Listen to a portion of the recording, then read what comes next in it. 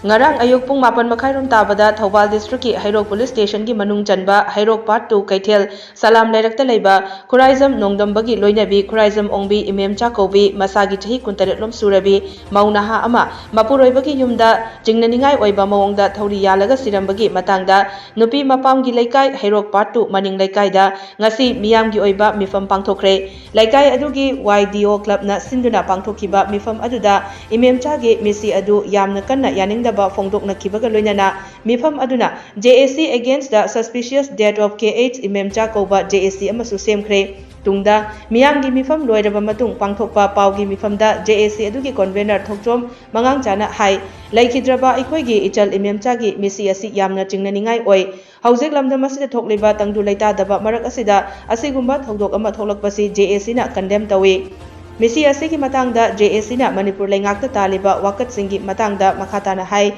Imemcha misigi achumba asengba langla langjil Manipur laingakna numit mangani gi manungda laibak miyamda khanghanbiyu karigumba langla langjil asi laingakna puthoktriba fauba Imemcha gi asiba hakchang loroi loinana hairok miyamna makhataba akan makhongjang kaya changsingani haiki Hoji oiriba laibaki tangdu laita daba matam asida yamna nungaitaba thodok ama oina ngarang January tang 23 gi chorona yu pung 4:30 taba matamda Khuraizam Ongbi Imemcha Devi wife of Khuraizam Nongdamba Hairok Part 2 Salam Lairakta leibagi mayum sida ngarang khanghaudana leitre haibagi pau pibirakpadagi koi laikai gi amadi mahaki mapamgi imung manunggi miosing amadi club ki naharon sin mayam satuni yenglu matamda hairi pau sumame masidagi chingnaningai oba misi asi mari leina JAC ama JAC against the suspicious death of Khuraizam Imemcha haiba JAC ama semjare haiba JAC sina leibang miyam amadi mari leinaba loina Manipur government da thamjari badi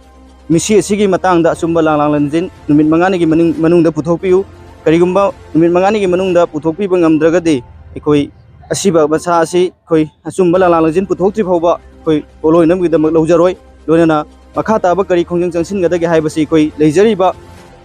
Hairok Club sing amadi JAC ga tanajarakan Hairok miyam ga loinan warep lawjagani haina leibak miyam da thamjari